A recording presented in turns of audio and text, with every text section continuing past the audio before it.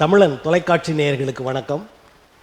தேசிய மக்கள் சக்தி கட்சியின் தலைவர் திருமிகு எம்எல் ரவி அவர்கள் நமது அரங்கிற்கு வருகை தந்திருக்கிறார். அவரோடு நாம் அரசியல் பேசுவோம். ஐயா வணக்கம். ஐயா வணக்கம். வணக்கம் நேயர்களுக்கும் வணக்கம். அதாவது இந்த பெயரை கேட்டாலே ஒரு பெருந்தலைவர், ஒரு பேராளுமை நினைவுக்கு வருவார். அங்கிருந்து நீங்கள் பயின்றவர், அங்கிருந்து வந்தவர் என்று அறிய முடிகிறது. அவரை பற்றி ஒரு முன்னுரை கூறிவிட்டு அதன் பிறகு. இது மக்கள் சக்தி இயக்கம் அமெரிக்காவில் ஒரு கெமிக்கல் இன்ஜினியரிங்காக தொழிற்சாலையை நடத்தி அதையெல்லாம் உதறி தள்ளிட்டு மக்களுக்காக பணியாற்ற வேண்டும், நம்ம இந்திய மண்ணுக்காக பணியாற்ற வேண்டும் என்ற பெரும் நோக்கத்துடன் இந்தியாவுக்கு வந்தார். அவர் விவசாயிகளுக்கு விவசாயத்தை பெருக்குவதற்கு, அவர்களுக்கு லாபம் ஈட்டுவதற்காக தன்னை அர்ப்பணித்து கொண்டார். அவர் பல்வேறு புத்தகங்கள் எழுதியுள்ளார். அவரை பற்றி சொல்கிறதுக்கான ஒரே புத்தகத்தை சொல்லணும்னாக்கா உன்னால் முடியும் தம்பி. அந்த வாக்கியமே அவர்தான். உன்னால் முடியும் தம்பி. அவர் சொன்னதுதான் இன்னைக்கு என்னால் முடியுமோ, நம்மால முடியுமா, உன்னால் முடியுமா என்று ஒரு களத்தை காண வேண்டும் என்று போயிட்டு இருக்கோம். அது அரசியல் வடிவமாக அவர்கள் களம் காண வேண்டிய நேரத்தில் அவர் வயது முதிர்வு காரணமாகவும் உடல் நலத்துக்கு காரணமாகவும் அவர் மறைந்தார். ஆனால் அவருக்கு அரசியலில் நம்ம போகணுன்ற ஒரு எண்ணம் இருந்ததா? அவருக்கு எண்ணம் இருந்துதான் சொல்ல முடியல. சில நிர்பந்தங்கள் ஏற்பட்டு அவரையும் அரசியல் தள்ளியதாக தான் சொல்லப்படுகிறது. அந்த சூழல் தான் மதுரையில் ஒரு முறை தேர்தலில் நின்று போட்டியிட்டு தோற்றாரு. அதற்கப்புறம் அரசியல் வேண்டாம் என்று ஒதுங்கினார். ஆனால் அதற்கப்புறம் அவரால் செயல்பட முடியாத. மதுரையில் தனித்து நின்றாரா இல்லை வேறு கட்சிகளோட? தனித்து தான் நின்னார். ஸோ அப்படி ஒரு சூழல் ஏற்பட்டு அவருக்கு தோல்வி அடைய வேண்டிய கட்டாயம் ஏற்பட்டது. அதுக்கப்புறம் அரசியல் விட்டு அரசியலாக மாற்றலை. அந்த மக்கள் சக்தி இயக்கத்தில் இருந்ததுனால இயக்கத்தை இன்னைக்கு நம்ம உதாரணத்துக்கு நம்ம உடல்நிலை நன்றாக செயல்பட வேண்டும்னா மூளை சரியாக செயல்பட வேண்டும். மூளை சரியாக நம்ம கம்ப்யூட்டர்னு சொல்ல போனால் பிசின்னு சொல்கிற மாதிரி அந்த பிசி சரியாக வேலை செய்தால் மூளை சரியாக, அதே மாதிரி தான் கம்பாரிசன் மூளை. அதே மாதிரி தான் நம்ம சமுதாயத்துக்கான அரசியல் சமுதாயத்திற்கான மூளை. அது சரியாக இயங்கினால் நாடி நரம்பு அனைத்தும் சரியாக இயங்கும், மக்கள் சுபிக்ஷமாக வாழலாம். அதனால தான் அந்த மக்கள் சக்தி இயக்கத்தை அரசியல் வடிவம் கொடுக்காம நம்ம என்ன போராட்டம் பண்ணாலும் சரி, மக்களுக்கான என்ன செயல்பட்டாலும் நடக்காது என்கின்ற ஒரு நோக்கத்தில் சில நண்பர்களுடன் கூடி இந்த மக்கள் சக்தியை தேசிய மக்கள், ஏன்னா நேஷனல் லெவலில் நடக்கணும், தேசிய மக்கள் சக்தி கட்சி என்று ஒரு அரசியல் பதிவை ஏற்படுத்தினோம். இப்போ மக்கள் சக்தி இயக்கம் இருந்து கொண்டிருக்கிறதா? இருந்து கொண்டிருக்கிறது. அதில் சிலர் பணியாற்றி கொண்டு தஞ்சாவூரில் சில பேராசிரியர்கள்லாம் இருக்காங்க. அவங்களுடைய பணிகள் எப்பவும் போல செய்துக்கிட்டு இருக்காங்க. இயக்கத்திற்கான வடிவத்தினுடைய பணிகள் அரசியல் அமைப்பாக உருவாக்கியது நீங்கள்? நான் சொல்ல விரும்பல. எப்போ நான் ஒத்தை வார்த்தை வேண்டாம். அதுல ஒரு 7 பேர் நண்பர்கள்லாம் கூடி, நான் இதுக்கு வர்றதுக்கு முன்னாடி சொல்லணும்னா லோக் சத்தா பார்ட்டின்னு சொல்லிட்டு ஆந்திராவில் டாக்டர் ஜெயபிரகாஷ் நாராயணன் ஒரு ஐஏஎஸ் வாலண்டரி ரிட்டையர்மெண்ட் கொடுத்தவர், ஒரு கான்ஸ்டியூஷனல் எக்ஸ்பர்ட், அவர் கட்சியில் போய் இணைந்து தான் செயல்பட்டோம். அந்த கட்சி சில சூழல்களால் அது தோய்வடைந்த நிலையில் சில நண்பர்கள் அதிலிருந்து வெளியே எல்லாரும் சேர்ந்து செய்யணும்னு சொல்லி வம்படிச்சதுனால இந்த கட்சியை உருவாக்கும் என்று இருக்கிறேன். அன்னிலிருந்து என்ன தலைவராக நியமிச்சிருக்காங்க. இதுதான் சொல்ல போனாங்க. இந்த கட்சியின் கொள்கைகள், கோட்பாடுகள், இலக்கு அதெல்லாம் என்ன? முக்கிய கொள்கையை எடுத்துக்கணும்னாக்கா உலகமே சமாதானமாக வாழணும். ஏன்னா மக்கள் இன்னைக்கு எல்லாத்துக்குமே போராடிக்கிட்டு இருக்காங்க. மக்களும் ஒரு மிருக இனத்தை சார்ந்தவர்கள் தான். அந்த மிருக இனத்தில் 6வது அறிவு படித்தவன் மனிதன். அந்த 6வது அறிவை கொண்டு தன்னுடைய வாழ்க்கையும் தன் அடுத்த சந்ததிகளுக்காக இந்த விட்டு செல்ல வேண்டிய இந்த பூமியையும் அருமையாக விட்டு செல்லணும். இன்னைக்கு ரஷ்யாவும் உக்ரைனும் போரிட்டு கொண்டிருக்கிறார். யாருக்காக? நன்றாக உற்று நோக்கினோம்னாக்கா ஒன்றுமே இல்லை. யாருக்காக தெரியல. ஆனால் அங்கே எனக்கு தெரிந்தபடி 2,49,000 குழந்தைகள் இறந்திருக்கு. இந்த குழந்தைகள் செய்த பாவம் என்ன? அந்த பூமியிலே பிறந்ததா? ஸோ இதற்கு காரணகர்த்தாக்கள் அந்த 2 தலைவர்கள். அவர்கள் 2 பேரையுமே தூக்கிலிட வேண்டும். அவர்கள் இந்த உலகத்தினுடைய கயவர்கள். இப்படி தான் நம்ம குறிப்பிட வேண்டும். அதனால் இந்த உலகமே சமாதானமாக இருக்கணும். அதில் எல்லா மக்களுக்கும் எல்லாமே கிடைக்கக்கூடிய ஒரு சூழலை உருவாக்கணும். யாரும் பெரியவங்க கிடையாது, யாரும் சின்னவங்க கிடையாது.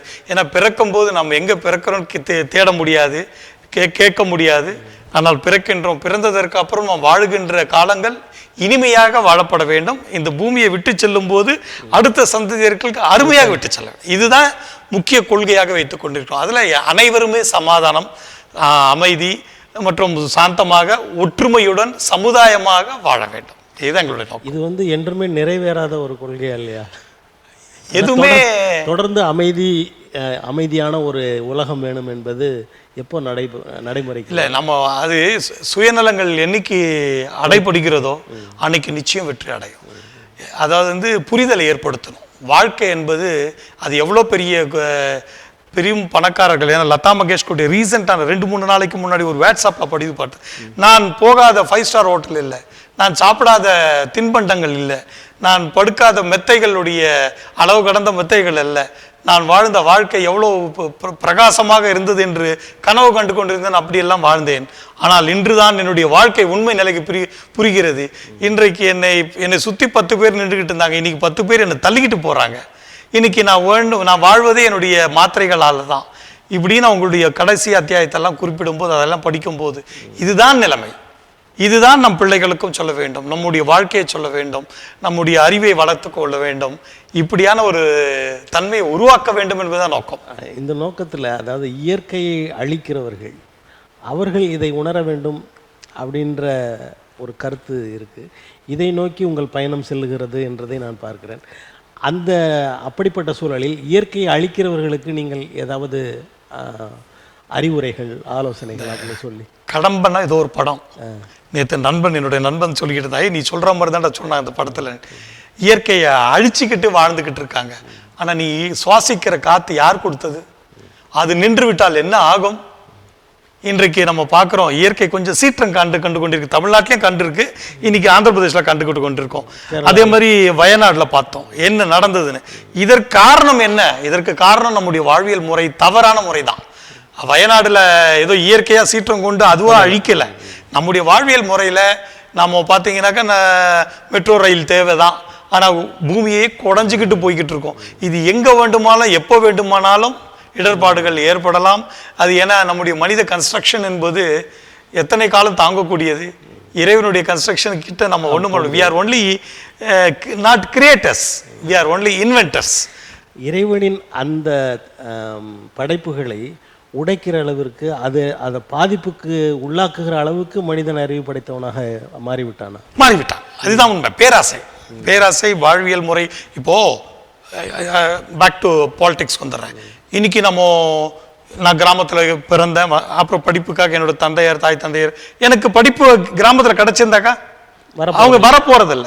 அந்த கிராமத்தை செழிப்படை செய்திருப்பேன், அந்த இடத்த செழிப்படை செய்திருப்பேன்.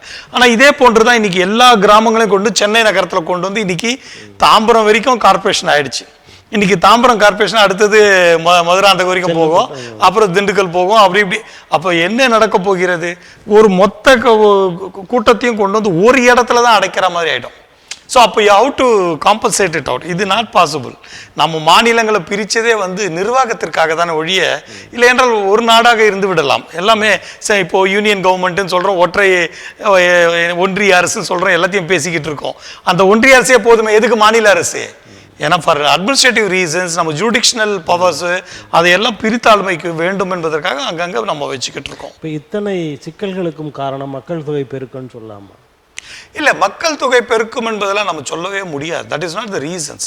இப்போ நீங்கள் பார்த்தீங்கன்னாக்கா நம்ம சென்னை சிட்டியில் இருக்கிற பெருக்கத்தை நீங்கள் கிராமத்து சைடு போய் பார்த்தீங்கன்னா அந்த பெருக்கம் கிடையாது. அங்கே இன்னைக்கு எங்கள் கிராமம் எடுத்துக்கோங்களேன், இன்னைக்கு ஒரு 8 வீடு 9 வீடு தான் ஆயிடுச்சு. அங்கே வாழ்ந்தவங்களாம் எங்கே போயிட்டாங்க? எல்லாமே சென்னைக்கு வந்துட்டாங்க. ஸோ இப்படியான ஒரு சூழல் நடந்ததுனால ஒரு இடத்துல தான் நெருக்கப்படுகிறது. இதே பறந்து வாழ்ந்தால் நிச்சயம் பூமி தாங்கக்கூடியது. இதில் அரசு கவனம் செலுத்தி அரசு அலுவலகங்களை அந்த மாதிரி இடங்களுக்கு மாற்றுவது, இந்த ஐடி நிறுவனங்களை மாற்றுவது, ஆமாம், இந்த மாதிரி வேலைகளை செய்யலாம். இன்னைக்கு அமெரிக்காவில் போயிட்டு நம்ம முதலமைச்சர் அவர்கள் வாங்க சென்னைக்கு வாங்க தமிழ்நாட்டுக்குன்னு கூப்பிடுறாரு. ஆனால் எங்கே கூப்பிடுறாரு? சென்னைக்கு தான் கூப்பிடுறாரு. இஸ் நாட் காலிங் ஃபார் கோயம்புத்தூரோ மதுரையோ இல்லை திண்டுக்கல்லோ எங்கேயோ அப்படி கூப்பிடலை.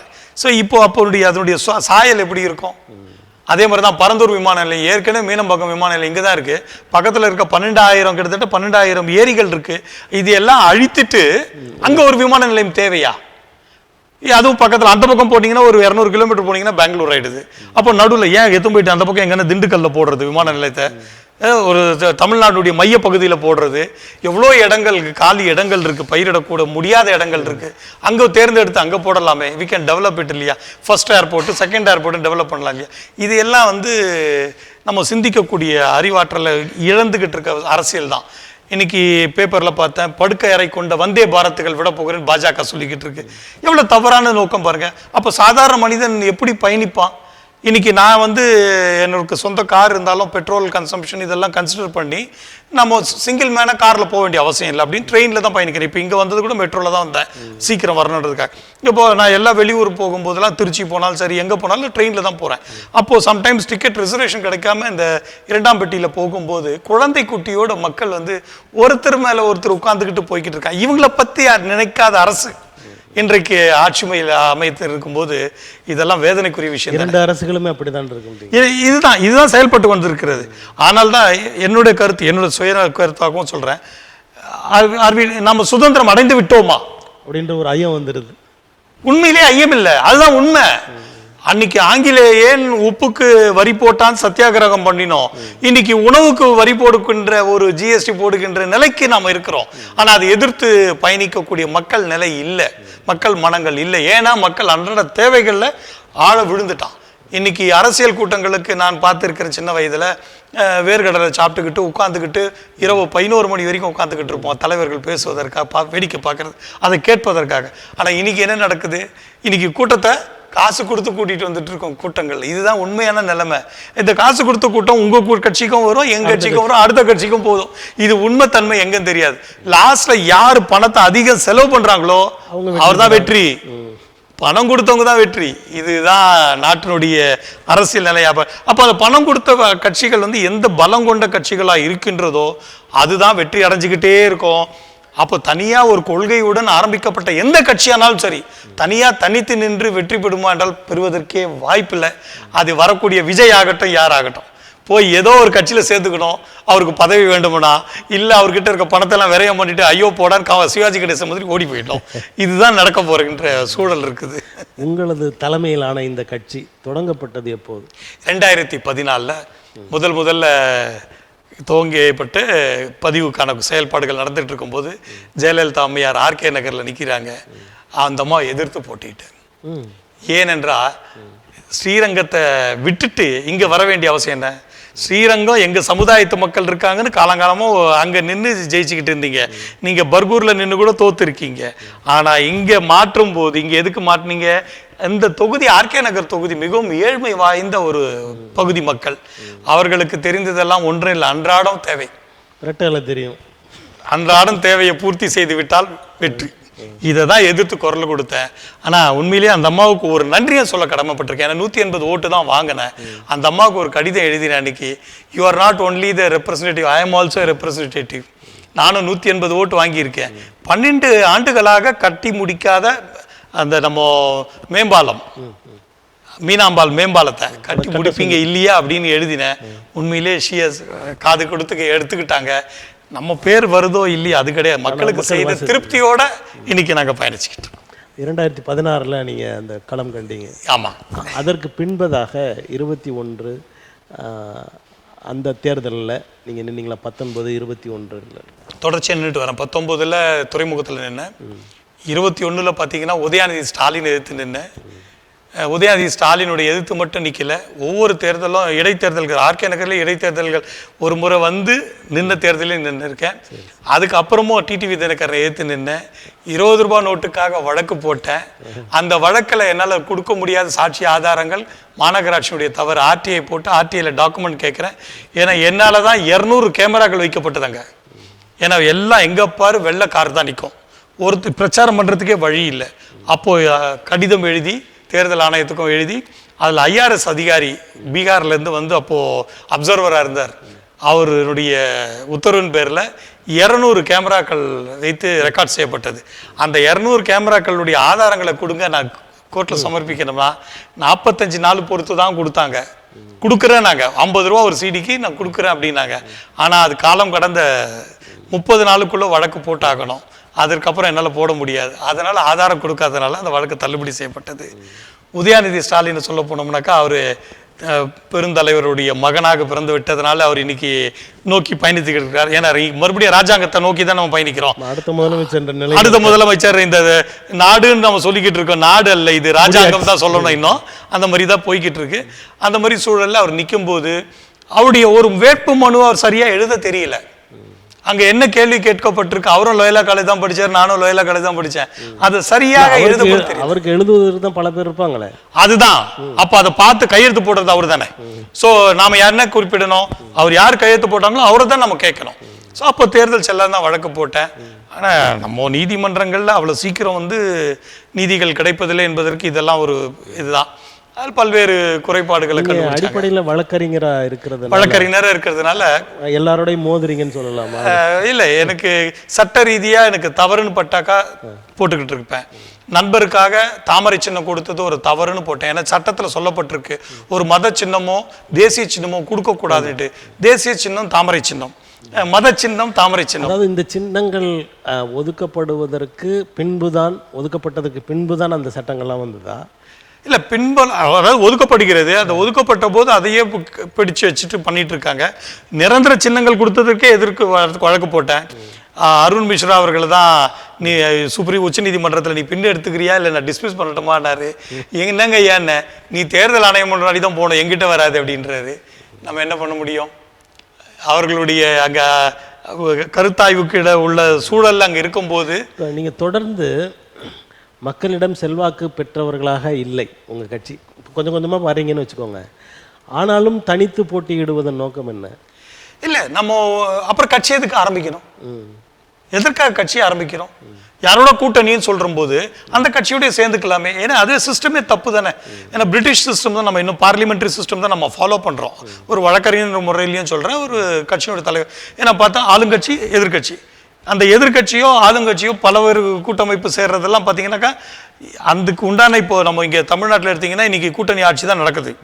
ஸ்டாலின் தன்னிச்சையான தனியான ஆட்சி கிடையாது. இதுல வேல்முருகன் ஆகட்டும் யாராகட்டும் அந்த கூட்டணியில இருந்துட்டு, ஆனா என்ன பண்றாங்க, சில கொள்கைகள்ல வந்து எதிர்ப்பா பேசிக்கிட்டு தான் இருக்கிறாங்க.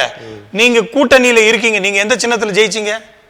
அவங்க உங்க தனி சின்னம் கிடையாது, நீங்க தனி கட்சி கிடையாது. நீங்க அந்த இன்னைக்கும் நீங்க அதுக்கும் ஒரு வழக்கு போட்டேன், கேட்க தயாரா இல்லை நீதிமன்றங்கள். அது எலெக்ஷன் பெட்டிஷனா தான் போடணும் நாங்க, ஆனா போராடிக்கிட்டு தான் இருக்கேன். அதுதான் எலெக்ஷன் பெட்டிஷன் போடுறதுக்கான வேலைகளும் செய்துக்கிட்டு இருக்கேன்.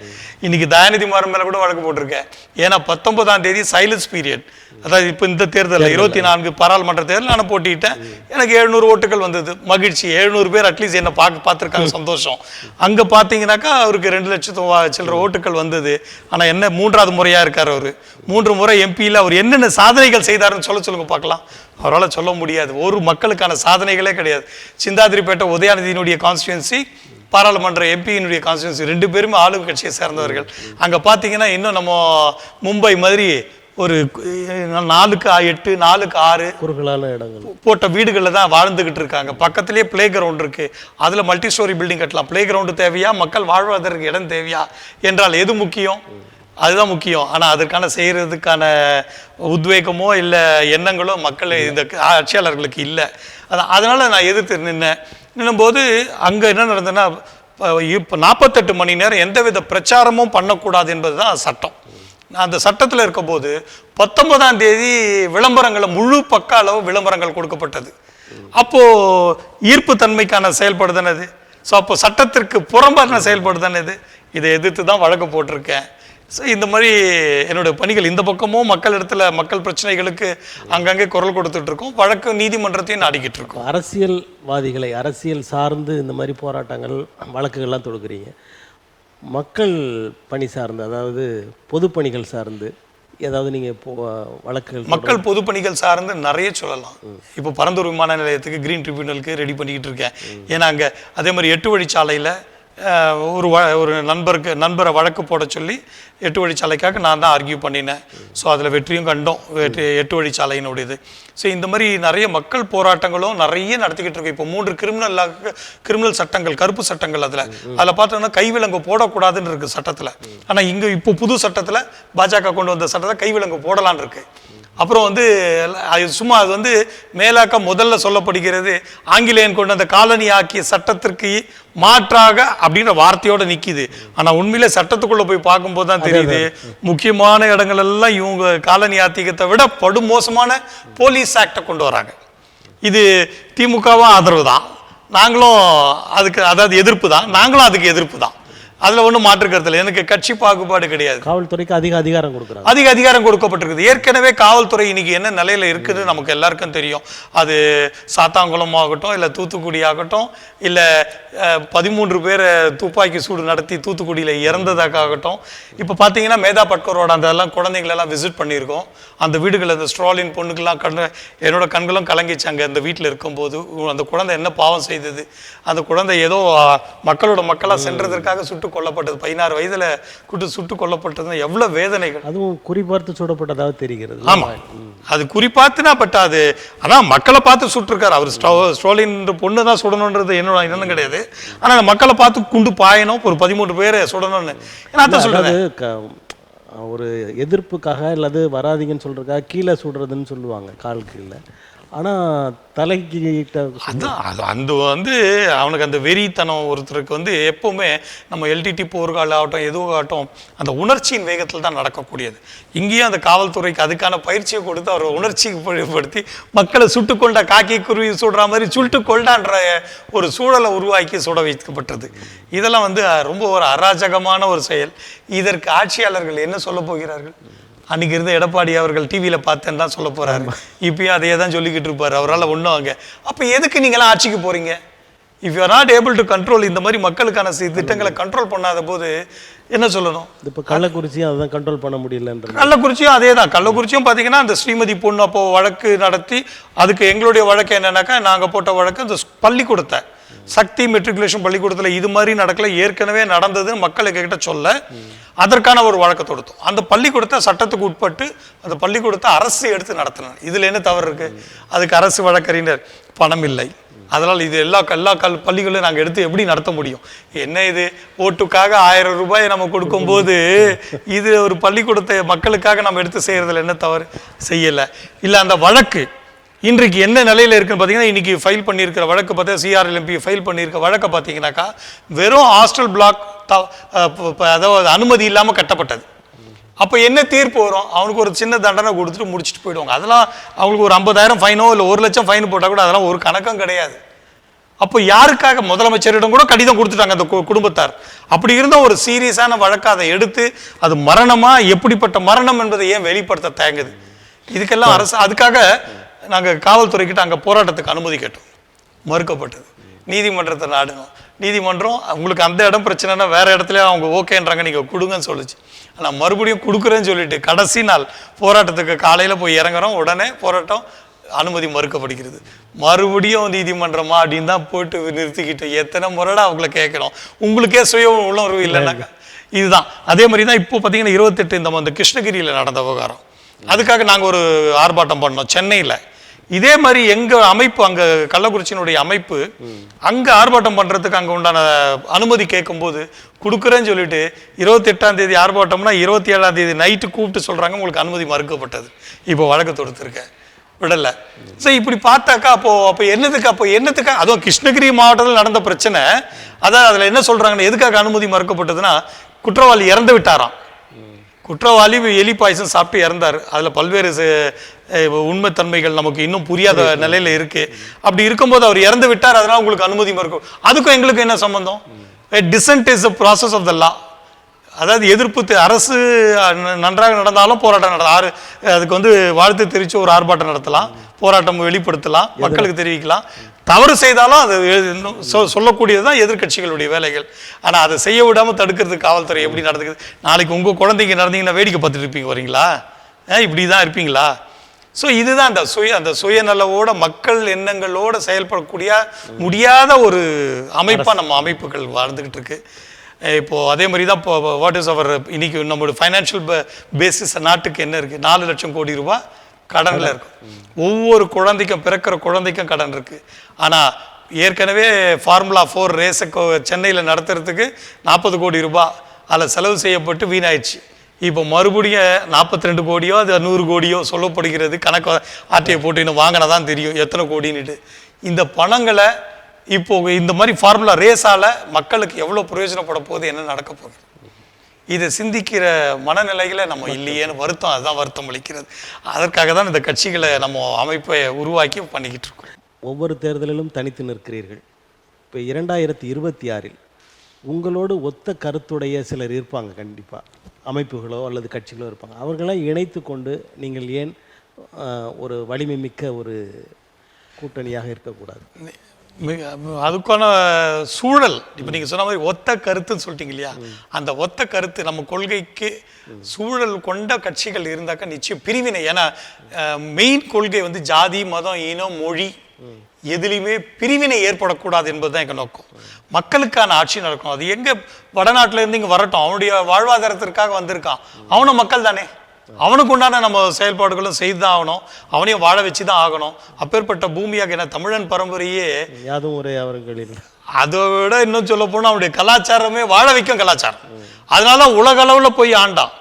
ஆனால் இன்னைக்கு நம்ம மக்கள் வந்து அந்த சூழல் மாறி இன்றைக்கு பணி செய்ய, இன்னைக்கு வந்து ஒரு சின்ன ஓட்டில் கூட பணி செய்ய முடியாத அளவுக்கு நம்ம தள்ளப்பட்டு விட்டு கொடுத்துட்டு நம்ம அனாதை நிற்கிற மாதிரி. அப்படி கிடையாது. நம்ம நீங்க ஏன் விட்டு கொடுக்கல, நீங்க அந்த சூழலுக்கு போகல. இங்கேயும் பார்த்தீங்கன்னா இங்கேயும் ரெண்டு விதத்திலையும் நம்ம பார்க்கணும். நம்முடைய முதலாளி தத்துவம் லாபத்தை நோக்கி பயணிக்கக்கூடிய ஒரு தத்துவம் தான். அதில் ஒன்றும், ஏன்னா அவன் முதலீடு செய்கிறான், லாபத்தை எடுக்கணும். ஆனால் அந்த லாபம் வந்து 10% 20% தான் இருக்கணும். ஆனால் அவன் 50% 90% லாபத்தை நோக்கினாக்கா நம்மளை உறிஞ்சி தின்னக்கூடிய நிலையில் இருக்கான். அதுக்கு நம்ம மனித இனம் சூழல் வராத போது, வட இந்தியர்கள் பாவம் அங்கே வாழக்கூடிய சூழல் இல்லாத போது இங்கே வரும்போது அவங்கள உறிஞ்சி சாப்பிட்டுக்கிட்டு இருக்குது முதலாளித்துவம். இதையெல்லாம் பார்க்க வேண்டியது யாரு? அரசியல் தலை. அரசியல் மேலே இருக்கும்போது இதுக்கெல்லாம் பார்த்து இதற்கெல்லாம் சமநிலை பேலன்ஸோடு அப்பப்போ ஆய்வு செய்து எங்கே தவறு நடக்குது, எங்கே என்ன நடக்குதுன்னு வாட்ச் பண்ணிட்டு அதையெல்லாம் கண்ட்ரோல் பண்ண வேண்டியது, அதுக்குண்டான சட்டங்களை ஏற்றுவது தான் சட்டமன்றம். ஆனால் இன்னைக்கு எந்த சட்டத்தை ஏற்றிக்கிட்டு இருக்காங்க நம்ம பார்க்குறோம்.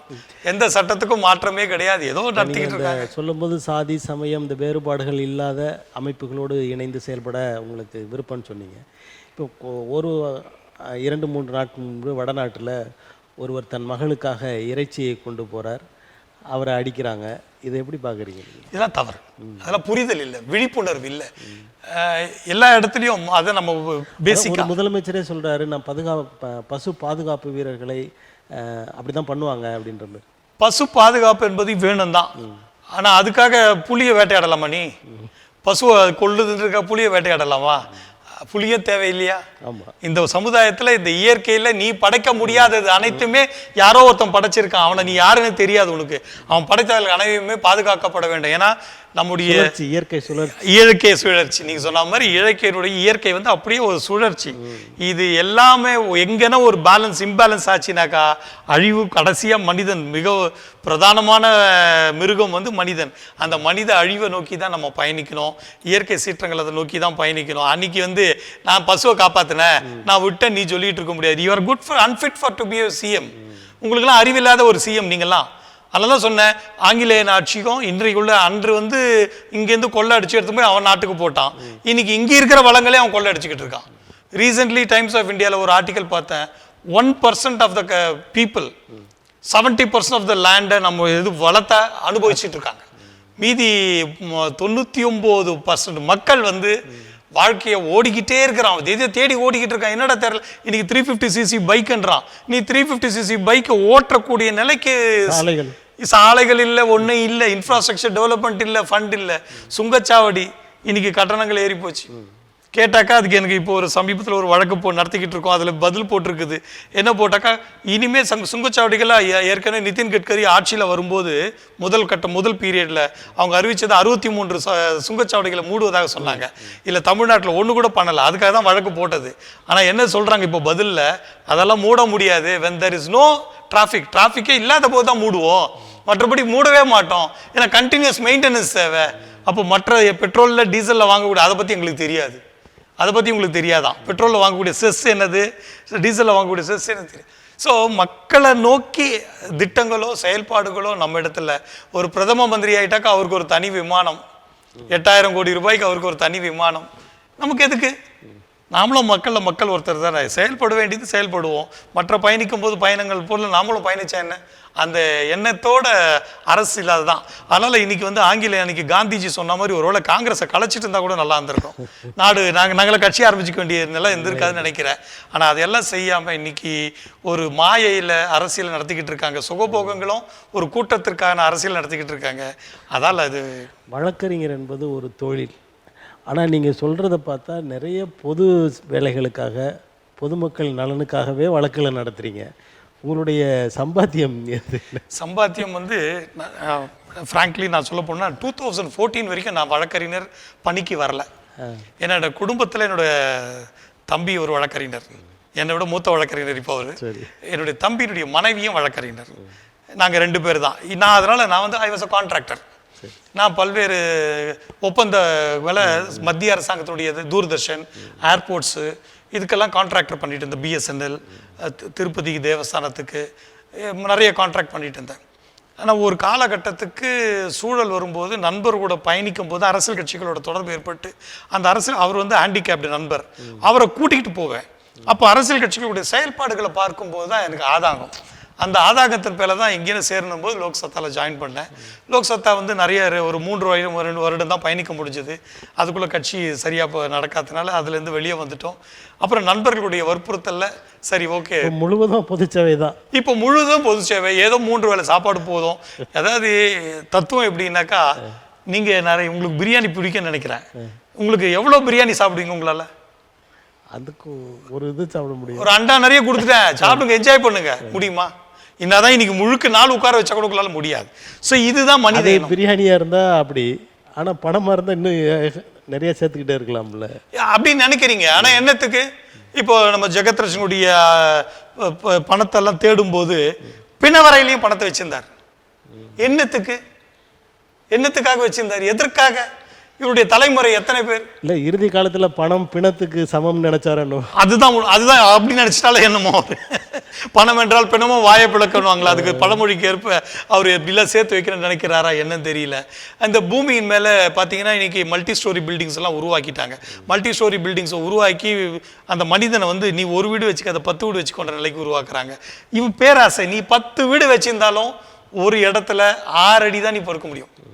உங்கள் எவ்வளோ பெரிய பெட்டு 20 இன்ச்சஸ் குஷன் பெட்டு போட்டு பெரிய ரூம்னு பெரிய பெட்டு போட்டாலும் ஒரு மூலையில் தான் நீ படுக்க முடியும். ஆனால் பார்த்தோம்னா பெரிய பணக்காரரெல்லாம் சோஃபாவில் பார்த்துக்கிட்டு இருப்பான். அவ்வளோ பெரிய ரூம் இருந்தால், பெட்ரூம் இருந்தால் கூட. அந்த மாதிரியான வாழ்க்கைய சூழலை, இந்த வாழ்விய சூழலை படாடோபத்துக்காக வாழ்ந்துட்டு இருக்கான். மற்றவன் பார்க்குறான், நீ BMW கார் போகிற, நீ BMW காரில் போகிறீங்க, என்னுடைய பிடிக்கக்கூடிய இடம் உட்கார சீட்டு இவ்வளோதான், இதுக்கு மேலே நான் எவ்வளவோ அகலப்படுத்த முடியாது. எனக்கு எதுக்கு ஃபார்ச்சுனர் காரு இல்லை மினி லாரி? எதுக்கு எனக்கு மினி லாரி மாதிரி வண்டியை ஓட்டணும்? என்னத்துக்கு? ஊரில் இருக்க பாப்பாய் அவன் நல்லா இருக்குன்னு சொல்கிறதுக்காக எனக்கு தேவை என்னமோ அதை நான் உபயோகப்படுத்தினாக்கா நிச்சயம் வாழ்க்கை அருமையாக இருக்கும். அனைத்து மக்களுக்கும் எல்லாம் கிடைக்கும், எல்லாரும் வாழலாம். ஆனால் அந்த சூழலை உருவாக்க வேண்டியது தான் அரசியல் நோக்கம். அதுக்கு தான் செய்துக்கிட்டு இருக்கோம். இப்போ நீங்கள் 2014 வந்துட்டீங்க. இப்போ இந்த ஆண்டு விஜய் வந்திருக்காரு. இவருக்கு நிறைய அதாவது அவரை ஆதரிக்கிறவர்கள், அவர்களுக்கு வாக்களிக்கிறவர்கள், அவருடைய ரசிகர்கள் நிறைய இருக்காங்க. 3வது பெரிய ஆற்றலாக தமிழ்நாட்டில் உருவெடுப்பார் அப்படிலாம் சொல்கிறாங்க. அதெல்லாம் உருவாக்குறதெல்லாம் வாய்ப்பு கிடையாது. அதான் சொல்லிட்டேன், ஏற்கனவே 2 பெரும் புள்ளிகள் அங்கே உட்காந்துட்டு ஆத்திகம் பண்ணிட்டு இருக்காங்க. அதை விட அவர்கிட்ட பணம் இருந்தால் நிச்சயம் வரலாம். இல்லை அவருக்கு பின்பலமாக அதுக்கு உண்டான அதை விட பணபலம் கொடுக்கக்கூடிய அமைப்புகள் யாருன்னா இருந்து, இல்லை தொழிலாளர்கள், தொழில் அதிபர்கள் அவருக்கு பின்பலமாக வந்தாக்கா நிச்சயம் வரலாம். இப்போ 3வதாக அவர் தலைமையில் ஒரு அணி வந்தால் அவங்க வெல்ல முடியுமா? வாய்ப்புகள் ஏற்படலாம். அணி வந்தாக்கா பட் இதெல்லாம் வந்து எமோஷன் பாலிடிக்ஸ். இப்போ கமலஹாசன் துருன்னு வந்தார், பெரும் ரஜினிகாந்தை நினைச்சாரு, ரஜினிகாந்த் வந்தார், இப்படி தான் நம்ம பேசிக்கிட்டு இருந்தோம். ஆனால் செயல்படுத்துவது என்பது அவ்வளோ சுலபம் இல்லை. ஏன்னா எதிர்ப்பு களமும் இருக்கும். ஏன்னா ஆண்டு கொண்டிருப்பவர்கள் அவர்கள் பதவி சுகத்தில் அனுபவித்துக் கொண்டிருப்பார், அதிகார சுகத்தை விட்டு கொடுக்க மாட்டார்கள். உங்க எப்படி காலம் வாரதான் பார்ப்பாங்க. ரஜினிகாந்த் அன்னைக்கு ஜெயலலிதா கமெண்ட் கொடுக்கறதுக்கு முன்னாடியே வந்திருந்தாருன்னா இன்னைக்கு அவர் இருந்திருக்கலாம். ஆனா அன்னைக்கு அவர் எங்கேயோ யாரோ சொன்ன பேச்சு கேட்டு அவர் விட்டாரு. இன்னைக்கு அவரால் நினைச்சா கூட வர முடியாது. அதனாலதான் அவரே ஒதுங்கிட்டார். இப்போ விஜய் துடிச்சுக்கிட்டு இருக்காரு. அப்புறம் நம்ம பார்க்க போனோம்னா இங்க கூட பார்த்தோம்னா சினிமா துறையில கூட இவங்கெல்லாம் எப்படி அவ்வளோ சம்பாதிக்க முடியுது? அப்போ சினிமா துறை, நான் கூட சினிமா துறைக்கு போயிருந்தா அவ்வளோ சம்பாதிக்கலாமோ, அவ்வளோ கொள்ளடிச்சிருக்கலாமோ? உரிமையான வரி கட்டினாங்களா? நேர்மையாக கட்டினாங்களா? இப்போ இவங்களுக்கு அரசுக்கு நேர்மையாக கட்டாதவர்கள் இவங்களுக்கு அரசாட்சி செய்யும் போது இவர்கள் எப்படி நேர்மையாக இருப்பார்கள்? இங்கே ஒரு கேள்வி எதிர்பார்க்க முடியாது, இருக்க முடியாது. அப்படி இருக்கலாதவங்க அப்போ அரசியல் கட்சி ஆரம்பிச்சு என்ன பயனோ, மக்களுக்கு என்ன பயன்? உண்மை எமோஷன். இளைஞர்கள் அந்த சினிமா பிம்பத்தை, பெரும் பிம்பத்தை ஸ்க்ரீனில் பார்த்து ஒரு எமோஷனில் ஓடிக்கிட்டு இருக்காங்க. ஸோ மக்களுக்கான செயல்பாடு இருக்குமான்னு தெரியல. இன்றைக்கி இப்போ வந்து குழந்தைங்க பாராட்டுறாரு, செய்கிறாரு. ஆனால் இவருடைய திரைப்படங்களில் மதுவை பற்றி பேசுகிறாரு. இவருடைய திரைப்படங்களில் இது வரைக்கும் நடித்த படங்களில் மது இல்லாமல் அவர் நடிச்சிருக்காரா? இல்லவே இல்லை. எத்தனை நல்லதுகளை சொல்லி கொடுத்துருக்காரு. எட்ரா துப்பாக்கி சுடுறான்றார். அதுக்கு தான் ஜெயிலர் படத்தை கூட வழக்கு போட்டார். ரஜினிகாந்த், அப்பேற்பட்ட ரஜினிகாந்த் ஒரே பேனா கத்தியில் வீட்டில் இருக்க பேனா கத்தியத்தை சீவிரதை பார்த்தேன். இப்படி இந்த சீவிரதை இளைஞர்கள் பார்க்க ஒரு உணர்ச்சியின் வேகத்தில் இன்னைக்கு பணம் இருக்கிற அந்த அதான் நடந்துகிட்டு இருக்கு. வயதான கேள்வியை கூட 70 வயசு கேள்வியை கூட பணம் கொடுக்கல, நீ நான் டாஸ்மாக் கடைக்கு போகணுன்னு அறுத்துட்டு போய்கிட்டே இருக்கிறான். இப்படியான ஒரு சூழல். இதுக்கெல்லாம் காரணம் வந்து பெரும் பிம்பமானது. ஏன்னா நம்ம ஒன்றிடுவோம், அந்த பிம்பத்தோடு ஒன்றிடுறோம். அப்போ நமக்குள்ளேயே அந்த பிம்பம் வந்துடுது. அப்போ அதே ஆக்ரோஷமும் அதே செயல்பாடுகளும். ஸோ இதுக்கெல்லாம் வந்து இந்த சினிமா துறையும் ஒரு காரணமாயிட்டு இருக்குது சமூக சீர்கேடுக்கு. இதற்கால சிந்தனை கொண்ட நடிகர்களாக இவர்களாம் இருந்தான்னா வரவேற்கலாம். ஆனால் அப்படி இல்லாமல் ஒரு சூழலை பார்க்குறோம். வருத்தமாக தான் இருக்குது. பட் வரட்டும். அரசியல் என்பது அனைவருக்குமான களம். ஆனால் அரசியல் சட்டத்தில் பார்த்தீங்கன்னா அனதர் பிக்கெஸ்ட் ப்ராப்ளம் இல்லை. நான் வழக்கு நிறைய போடுறதுக்கு காரணம், நீதி சட்டத்தை சரி செய்யாமல் எந்த கட்சியும் ஒன்றும் ஆட்சிக்கு வரவே முடியாது. ஸோ சட்டத்தை சரி செய்யணும். இப்போ விக்கிரவாண்டி தொகுதி எக்ஸாம்பிளுக்கு உங்களுக்கு நான் சொல்ல வேண்டிய கடமை இருக்குது. எங்கள் கேண்டிடேட் ஒருத்தர் நிறுத்தினோம். அவர் மதுரையை சார்ந்தவர். அவர் வந்து ஃபார்ம் அஃபிடேவிட்ன்றது என்னோட உறுதிமொழி பத்திரம். நான் உறுதிமொழி கொடுக்குறேன், நான் கையெழுத்து போட்டிருக்கேன், அதோட முடிஞ்சு போச்சு. தேர்தல் ஆணையம் அப்படியே எடுத்துக்கணும். எடுத்துக்கிட்டு அதை வந்து மற்ற மனு கரெக்டாக இருந்தாக்கா அதை ஏற்றுக்கணும், முடிஞ்சு போச்சு. ஆனால் எங்கள் மனு நிராகரிக்கிறாங்க. என்ன காரணம் கொட்டி நிராகரிக்கிறாங்க? பார்ட் ஏ பார்ட் பின்னு 2 பகுதி இருக்குது. பார்ட் பின்றது இந்த பார்ட் ஏல எழுதப்பட்டதுடைய சுருக்கத்தை கொடுக்கணும். இதில் நான் மதுரையை சார்ந்தவன், என்னுடைய வாக்காளர் எண் இந்த தொகுதியில் இந்த பட்டியலில் இருக்குன்னு கொடுத்துட்டோம். பார்ட் பி வரும்போது அந்த சுருக்கத்தை நான் விக்கிரவாண்டி தொகுதியில் நிற்கிறேன்றதுக்கு அவர் மனநிலையில் அதை எழுதியிருக்கார். சரி, அது பெரும் தவறு கிடையாது. ஆக்சுவலாக அதை எடுத்துக்கணும். ஆனால் நிராகரித்தாங்க. சரி, நிராகரிச்சிங்க. ஆனால் கிட்டத்தட்ட 35 கேண்டிடேட் போட்டிருந்தாங்க. அதில் 10 கேண்டிடேட் இதே மாதிரி தவறு பண்ணியிருக்காங்க. அந்த 10 கேண்டிடேட்டுடைய வேட்பு மனுக்களை மட்டும் நீங்கள் எப்படி ஏற்றுக்கிட்டீங்க? இது மட்டும் இல்லை, இதுக்கு சார்ந்து இன்னொரு 5 இதே மாதிரி தவறு பண்ணவங்க நிராகரிச்சிங்க. அப்போ என்ன நோக்கம்? கேள்விப்பட்டது யாரோ ஒருத்தருடைய 3 மணி நேரம் ஃபோனில் பேசி யாரை நிராகரிக்கணும் யாரோ எழுதி கொடுத்ததாகவும். அப்போ யார்? அதுதான் தேர்தல் ஒரு வழக்கு போட்டோம். ஆக இப்போ போன வாரத்தில் அகிம்சா சோஷலிஸ்ட் பார்ட்டிக்காக முதலமைச்சர்கள், அமைச்சர்கள், அரசின் சம்பளம் வாங்கும் அதிகாரிகள், அரசு அதிகாரிகள், இந்த அரசு அதிகாரிகள் பிரச்சாரத்துக்கே வரக்கூடாது. ஏன் வரக்கூடாதுன்னா, அங்கே வந்து தேர்தல் ஆணையம் தான் நடத்துறதா நாம் சொல்லிக்கிட்டு இருக்கோம். ஆனால் தேர்தல் ஆணையம் நடத்தலை. உள்ளாட்சி அமைப்புகள் தான் தேர்தல் நடத்துகிறாங்க. அந்த உள்ளாட்சி அமைப்புகள் அந்த அரசுக்கு கட்டுப்பட்டு தான் செயல்படுவாங்க. இவங்களால மாறி செய்ய முடியாது. இப்போ விக்கிரவாண்டியில் அந்த தேர்தல் அதிகாரி யாரு? அரசு அதிகாரி. அப்போ அரசு அதிகாரி ஆளுங்கட்சியான அரசுக்கு அடிமையாக தான் இருப்பார். அவர் எப்படி தன்னிச்சையாக செயல்படுவார்? இப்போ அதற்கான ஒரு வழக்கு தான் இப்போ போட்டிருக்கோம். கூடிய விரைவில் நம்பர் ஆகிட்டு வரப்போகுது. ஸோ இப்படி தான் நம்ம சட்டத்தை சரி பண்ண வேண்டிய கட்டாயம் இருக்குது. நீங்கள் இடஒதுக்கீடு தொடர்பாக நிறைய கருத்துக்கள்லாம் சொல்கிறீங்க. இன்றைய நிலையில் அதை பற்றி அம்பேத்கர் அவர்கள் வந்து is a very big economist. அப்புறம் தான் ஒரு லா வழக்கறிஞராக வந்தார். வழக்கறிஞராக வருவதற்கு முன்னாடி is economist, is professor in economist. So இந்த எக்கானமி சிஸ்டத்தை பற்றி அவர் நல்லா ஆய்வு செய்திருக்கார். அவருடைய அறிவியல் வந்து அவருடைய அறிவு வந்து எக்கனாமிக்கில் அன்கம்பேரபிள். அதுக்கப்புறம் தான் மன்மோகன் சிங்னே சொல்லணும். அந்த அளவுக்கு மன்மோகன் சிங் அப்புறம் தான் வராரு. இவர் தான் முன்னாடி இருக்கார். அந்த அளவுக்கு இருந்தவர் அதுக்கப்புறம் சட்டத்தை படிச்சுட்டு சட்டத்துக்கு வராரு. அப்பேற்பட்டவர் அவர் சிந்திக்கிறார். சிந்திக்கும் போது இந்த ஏழ்மையான மக்கள், அப்போ அவருடைய வாழ்வாதாரம் ஏன் ஏழ்மையில் இருக்குது, ஏன் ஒதுக்கப்பட்டிருக்கு அப்படி பார்க்குறாரு. அதுக்கு பணம் தான் காரணம். ஏன்னா அவருடைய சொந்த வாழ்க்கை அதுதான் பிரச்சனை. அதுக்கப்புறம் தான் அவர் அடாப்ட் பண்ணி ஒருத்தருக்கு எடுத்துகிட்டு போய் அவர் வளர்க்குறாங்க, செய்கிறதுலாம். இப்படி சூழல் இருக்கும்போது அவர் சட்டத்துறை அமைச்சர் ஆன பிறகு அந்த நேரத்தில் நேரு ஒத்துக்கலை. காந்திஜியினுடைய முயற்சியில் தான் அவர் சட்டத்துறை அமைச்சர் ஆனார். அவருக்கு அரசியல் அமைப்பை ஏற்படுத்த அந்த குழுவுக்கு தலைவராக நியமிக்கிறாங்க. அப்போ அவர் கனவு காண்றார். ஒரு குறுகிய காலத்தில் இந்த மக்கள், தாழ்த்தப்பட்ட மக்கள், கீழ்த்தரப்பட்ட மக்கள், இவர்கள் மேன்மை அடைய வேண்டும். பொருளாதாரத்தில் மேன்மை அடையணும். அவர்களுக்கு கல்வி போதிக்கணும், நல்ல கல்வியை கொடுக்கணும். அந்த கல்வியும் அறிவு வளர்ச்சி வந்தாக்க இவர்கள் வந்துடுவாங்கன்ற எண்ணத்தில் ஒரு 12 ஆண்டு காலத்தில் சரி செய்து முடியும். ஒரு குறிப்பிட்ட நேரத்தில் பண்ணார். அவர்களுக்குன்னு சில தொகுதிகளை ஒதுக்கணும் செய்யினார். காந்திஜி அதுக்கு ஒத்து வரல. ஏன்னா அதுக்கு தனியாக பண்ணிங்கன்னா அது என்றைக்கும் ஏன்னா அந்த இடத்துல மற்ற சமுதாயமும் வாழும், அதால் பிரச்சனைகள் ஜாஸ்தியாகுன்ற காந்திஜியுடைய விஷனில் அது கொற்ற வச்சு இவருடைய விஷன், லாங் விஷனில் இந்த மக்களை மேம்படுத்தணுன்ற ஒரு எண்ணத்தில் செய்தார். ஆனால் இன்னைக்கு 75 ஆண்டுகள் ஆகிவிட்டது. இன்னைக்கும் இடஒதுக்கீடு என்று பேசி ஒதுக்கி தான் வச்சிருக்கோம். நாம பேச பேச பேச அந்த பொருள் ஒதுக்கப்பட்டிருக்க ஒழிய அந்த மேலிடத்தை கொண்டு வரல. அதனால தான் சமீபத்தில் நடந்த வழக்கு உச்சநீதிமன்றத்தில் நீதிபதி B.R. காவே அவர்கள், அவரும் ஒரு தாழ்த்தப்பட்டவர் சார்ந்தவர் தான். அவரே சொல்றார், நான் வந்து வளர்ந்துட்டேன், இப்போ என் பிள்ளைகளுக்கு அந்த இடஒதுக்கீடு நான் பெறக்கூடாது. It should be given to others. ஒரு ஐஏஎஸ் அதிகாரி தாழ்த்தப்பட்ட இடஒதுக்கீடு கொண்டு ஐஏஎஸ் அதிகாரி ஆயிட்டார், என் பிள்ளைகளுக்கும் அது கிடைக்கக்கூடாது. ஏன்னா அந்த இடத்த வேற ஒருத்தருக்கு உபயோகப்படுத்தலாம். ஏன்னா நமக்கு ஒரு பர்சன்டேஜ் தான் கொடுத்து கண்காணிக்கிறது ரொம்ப சிரமம் இல்லையா? பண்ணணும். அதுக்கு தான் நம்ம அதிகாரிகள் நியமிச்சிருக்கோம், நம்ம சம்பளம் கொடுக்குறோம். அவன் என்னமோ நினச்சிக்கிட்டு இருக்கான் அதிகாரி, அவன் எங்கேயோ வானத்திலேருந்து கொடுக்குது. யாருன்னு மக்களோட கேட்டீங்க, அது அரசுன்னு. அரசு என்பது நீதானா? அதை வந்து மக்களுக்கு புரிதல் ஏற்படுத்தணும். நம்ம கொடுக்குற வரி பணத்தில் சோப்பு சீப்பு வாங்குறதோட வரி கட்டுறோம். இந்த வரி பணத்தில் அவங்களுக்கு காரு, பெட்ரோலு, அவங்க குடும்பம் எல்லாத்துக்குமே நம்ம கொடுத்துக்கிட்டு இருக்கோம். ஸோ அதை வந்து அந்த அதிகாரிகளும் உணர்ந்து இதையெல்லாம் செயல்படுத்தணும். அதுக்கு சரியான அதிகாரிகள் நியமிக்கணும். இன்றைக்கி அதிகாரிகளை நம்ம எப்படி நியமிக்கிறோம் பார்த்தோம். சமீபத்தில் ஐபிஎஸ் ஐஏஎஸ்ன்னு சொல்லக்கூடிய உயர்வான பதவிக்கு கூட அங்கே கூட ஊழல் நடக்கக்கூடிய ஒரு சூழல் வந்து விட்டது என்பதை பார்க்கணும். ரொம்ப ரொம்ப வேதனைக்குரிய விஷயம். அரசே எடுத்துக்கலான்ற மாதிரி ஜாயின்ட் செக்ரட்டரி லெவல் அவங்க அதனால அரசு எடுத்துக்கலான்னு தான். யாரோ ஒரு அம்மையார் வந்து போன தவறுகள் எல்லாம் காமிச்சு ஆக மொத்தம் எல்லா இடத்துலையும் ஊழல் புகுந்து விட்டது என்பது தான் உண்மை காரணம். அதுல வந்து நிதியமைச்சரோட உறவினரே ஒருவர் அந்த மாதிரி தேர்ந்தெடுக்கப்பட்டான்னு சொல்லி இப்படிதான் நடந்துகிட்டு வருது. இதெல்லாம் சரி செய்ய வேண்டிய கடமை மக்களால் தேர்ந்தெடுக்கப்பட்ட ரெப்ரசன்டேட்டிவ் ஆஃப். நீங்க யாரும் மக்களால் தேர்ந்தெடுக்கப்பட்டதுனால இவர்கள் ஏதோ ராஜாங்கள் நினைச்சுக்கிறாங்க, அவங்க இஷ்டம் போல செய்யலாம்னு நினைக்கிறாங்க. தவறு. ஏன்னா மக்களுக்கு வந்து இன்னும் அந்த ஓட்டுனுடைய அதிகாரம் வந்து என்னன்னு புரியல. எனக்காக நீ வந்து ஆட்சி செய்ய அவ்வளவுதான். என்னோட சார்பில் என் தொகுதியிலேருந்து என் தொகுதி பிரச்சனைகளுக்காகவும் மக்களுக்காகவும் யூ ஆர் ஒன்லி ரெப்ரசன்டேட்டிவ். ஏன்னா அத்தனை பேரும் அங்கே போய் சட்டமன்றத்தில் உட்கார முடியாது. அதுக்காக ஒன்று அனுப்புகிறோம். அத்தனை பேர் ஒரு 2 லட்சம் மக்களுக்காக ஒன்று அனுப்புகிறோம். இதுதான் சொல்லி அனுப்புது. இதை புரிதல் இல்லாமல் இன்னைக்கு வந்து எடுத்த உடனே ஒரு கவுன்சிலர் பார்த்தீங்கன்னா கோடிக்கணக்காக செலவு பண்ணுற கவுன்சிலர் ஆகிறாரு. அப்புறம் பார்த்தாக்கா எப்படி வருது, கார்கள் எப்படி வருதுன்னு தெரியல. 144வது வட்டம் பார்த்தீங்கன்னா ஒரு கவுன்சிலர் 200 பேர் படிக்க 200-300 பேர் படிக்கலாம் ஒரு பள்ளிக்கூடம், குழந்தைகள் பள்ளிக்கூடம் மாநகராட்சியோடது. தீர்மானம் 2022 தீர்மானம் போடுறாரு, அந்த பள்ளிக்கூடத்துக்கு இடிச்சிட்டு நல்லா கட்டணும்ன்ட்டு. மகிழ்ச்சி, எல்லாரும் வரவேற்கிறோம். அங்கே இருந்த மரங்கள் எல்லாம் வெட்டி சாய்ச்சிட்டாங்க, எல்லாத்தையும் உடைச்சிட்டாங்க. ஆனால் 23 மறுபடியும் ஒரு தீர்மானம் போடுறாங்க, இங்கே சமுதாய கூடமே இல்லை, இதை சமுதாய கூடமாக மாற்ற வேண்டும் என்று. என்னத்துக்கியா குழந்தைங்க படிக்கிறத நிறுத்திட்டு சமுதாய கூடம் தேவையா?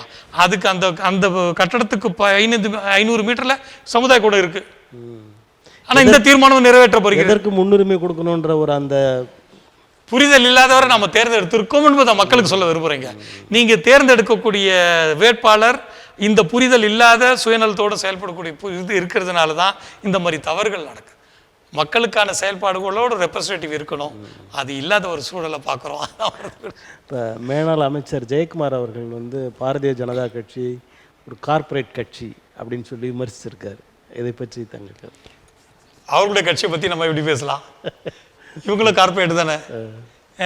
இன்னைக்கு இவங்களுடைய பேங்க் பேலன்ஸ் என்ன? அம்மையாருடைய வழக்கை வந்து பார்த்தோம்னா கிட்டத்தட்ட அந்த 300 பக்கத்தை எடுத்து பார்த்தோம்னா அதை ஆய்வு செய்தோம்னாக்கா எப்படி கொள்ளை அடிச்சிருக்காங்கன்றது தெரியுது.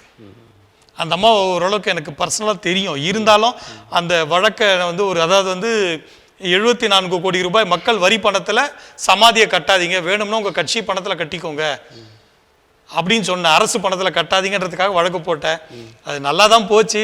ஆனால் நீதிபதிகளுடைய ஆணை தான் பெருசு, அதனால் நீதிபதிகள் கட்டிக்கலாம். ஏன்னா அந்த அம்மா தீர்ப்பு கடைசியாக இறந்துட்டதுனால அந்த அம்மா குற்றவாளின்னு சொல்லலை அப்படின்னு முடிச்சுட்டாங்க. குற்றவாளி சொல்லலை என்பதற்காக குற்றவாளி எல்லாம் போயிடல. ஏன்னா அந்த ஜட்ஜ்மெண்ட்டை படித்தாதான் தெரியுது. அந்த ஜட்ஜ்மெண்ட்டில் வீட்டுக்கே கூப்பிட்டு கூட ரெஜிஸ்ட்ரார்கிட்ட எப்படி கையெழுத்து வாங்கியிருக்காங்க, எப்படி எந்தெந்த சொத்தை எப்படி எப்படிலாம் அபகரிச்சிருக்காங்கன்னு தெரியுது. அப்போ இவங்க கட்சி என்ன சொல்லணும்? ஜெயக்குமார் அவர்களை, ஜெயக்குமாருடைய சொத்து இன்னைக்கு கணக்கு என்ன கரெக்டாக சொல்ல முடியுமா? அவருடைய அரசியலுக்கு வர்றதுக்கு முன்னாடி என்ன சொத்து கணக்கை வெளிப்படையாக கொடுக்க முடியுமா? அவர் எப்படியெல்லாம் சம்பாதிச்சாருன்னு மக்களுக்கு தெரிவிக்க முடியுமா? இதுதான். அதனால் எல்லாம் நீங்கள் மட்டும் அதிமுக மட்டும் கார்பரேட் இல்லை, இன்னைக்கு ஆளுபவர்கள் அனைவருமே கார்பரேட்டுகள் தான். வாய்ப்பு கிடைக்கும் போது எல்லாருமே தன்னுடைய பிள்ளைகளை கார்பரேட்டுகள் கூடிய இந்த கம்பெனி எம்டிகளாகவும் சேர்மனாகவும் கொண்டு வந்துக்கிட்டு இருக்காங்க. இதுதான் நடக்க போகுது. மக்கள் விழிப்படைந்து கிளர்ச்சி எழுற வரைக்கும் இது இப்படி தான் நடக்கும். இப்போ எதிர்காலங்களில் இப்போ 26 சரி, அதற்கு பின்பதும் சரி, இந்த 2 பெரும் கட்சிகளை தவிர வேற யாரும் ஆட்சிக்கு வர முடியாது அப்படின்ற ஒரு சூழல் இருந்து கொண்டிருப்பதாக தெரிகிறது. ஆமாம், இருந்து கொண்டு இருக்கிறது. ஆனால் there will be a break point. எப்பவுமே வந்து இயற்கை வந்து ஒரு சடன் பிரேக் கொடுத்து தான் ஆகும். அதுக்காக தான் இப்போ எங்களுடைய கட்சிகள்லாம் காத்து கொண்டிருக்கின்றோம். நாங்களும் முயற்சி செய்துக்கிட்டே இருக்கோம். ஏழ்மையான மக்களை தான் இப்போ தேர்தலை நிற்க வைக்கிறோம். பணபலம் கொடுத்து பணத்தை கொடுத்து ஓட்டு வாங்க சொல்லலை.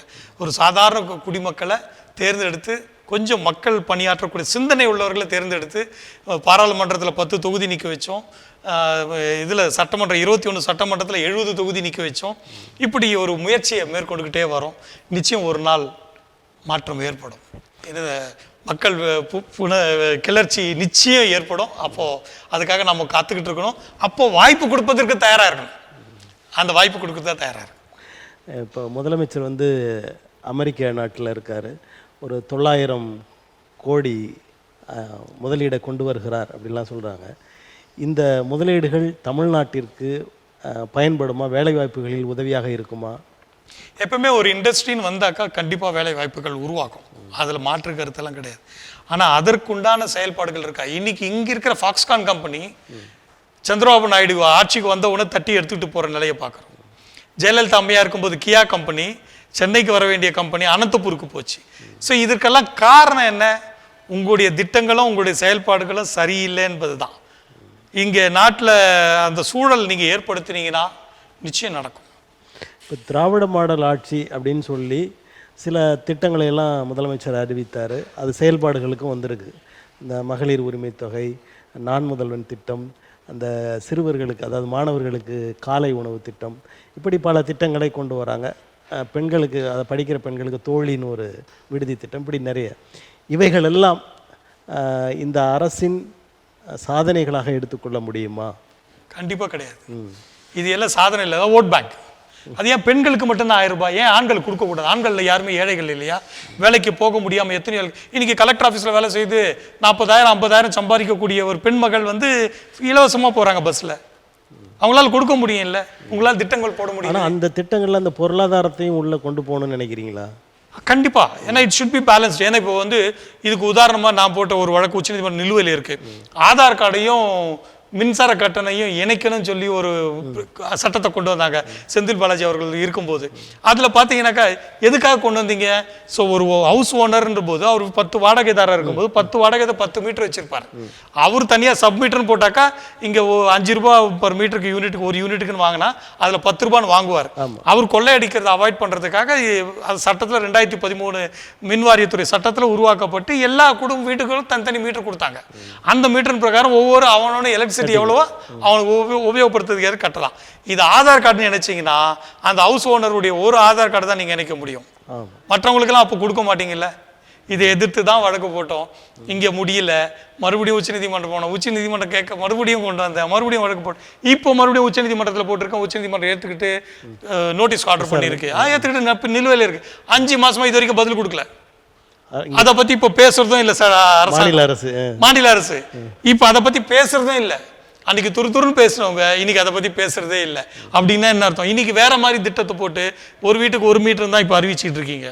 அப்போ உங்களுடைய என்ன மக்கள் ஏழை மக்களுக்கு கொடுக்கணுன்றது என்ன இல்லை, பணத்தை கலெக்ட் பண்ணணும். நஷ்டத்துல ஓடுறதுன்றீங்க. இபி எங்க நஷ்டத்துல ஓடுது? நிலக்கரி எவ்வளவு வாங்குறீங்க? அதனுடைய அடக்க விலை என்ன? இதையெல்லாம் உண்மை சொல்லுங்க.